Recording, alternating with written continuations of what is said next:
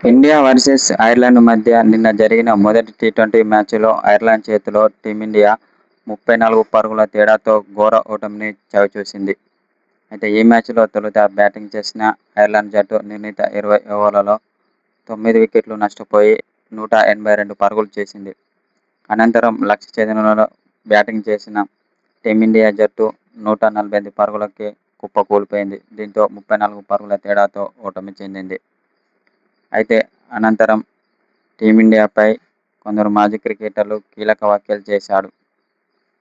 ఇంత చిన్న జట్టుపై టీమిండియా ఘోరంగా ఓడిపోయిందని అంటున్నారు. నిన్న జరిగిన మ్యాచ్లో టీమిండియా బ్యాటింగ్ పరంగా, బౌలింగ్ పరంగా దారుణంగా విఫలమైందని కొందరు మాజీ క్రికెటర్లు సోషల్ మీడియా ద్వారా తెలుపుతున్నారు. అంతేకాకుండా ఐర్లాండ్ కెప్టెన్ కీలక వ్యాఖ్యలు చేశాడు. మొదటి టీ20లోనే టీమిండియాను చిత్తుగా ఓడించాం. ఇక జరగబోయే రెండో టీ20లో కూడా చిత్తుగా ఓడిస్తామని ఐర్లాండ్ కెప్టెన్ మ్యాచ్ అనంతరం పేర్కొన్నాడు.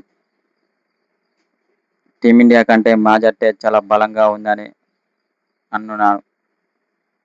ఇక రాబోయే రోజుల్లో టీమిండియాను చిత్తుగా ఓడిస్తామని ఐర్లాండ్ కెప్టెన్ ధీమా వ్యక్తం చేశాడు.